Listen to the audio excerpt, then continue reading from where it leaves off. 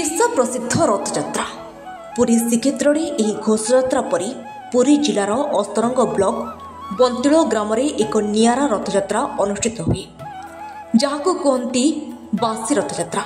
यह बासी रथयात्रार किंवदंती आज कालीर नुहे बरं हजार हजार वर्ष पुराणा परंपरा।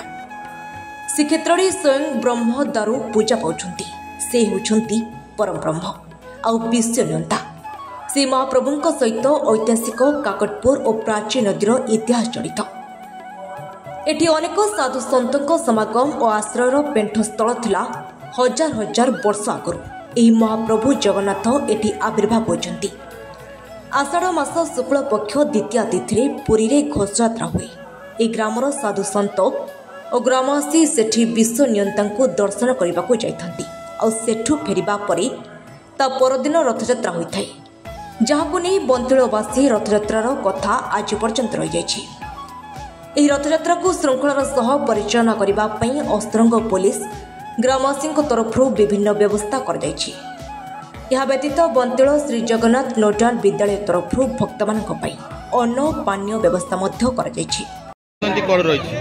तो बासी रथयात्रा ये बासी रथयात्रा शुणा लोक जाना बहुत उत्कंठा एवं बहु जानवा चाहती कहीं बासी यात्रा हुए।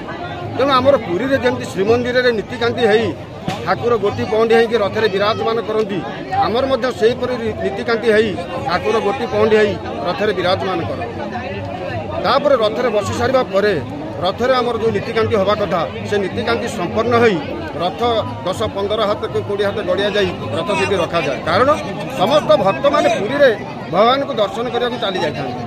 तेणु आमर ये जो बासी दिन रथ भिड़ा होकर यात्राटी हुए ये शह शह बा हजार हजार भक्त ये आसती प्रभु को दर्शन करती और कृपा भिक्षा करती आशीर्वाद ग्रहण करती।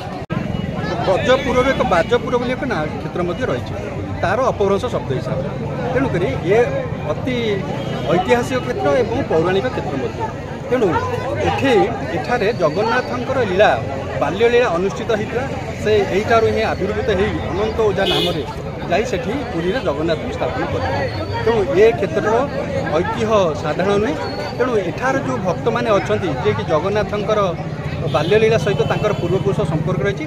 तेणु एमाने एक बासी रथ करुँच अर्थात से पुरी रे जो रथटी सतेज है तापर तार स्मृति उद्देश्य ये आउ एक रथयात्रा करागला। तेणु ये रथर बहुत महात्म्य रही अति प्राचीन महात्म्य रही जोटा कि पुरी रथ यात्रा सहित यार संपर्क रही।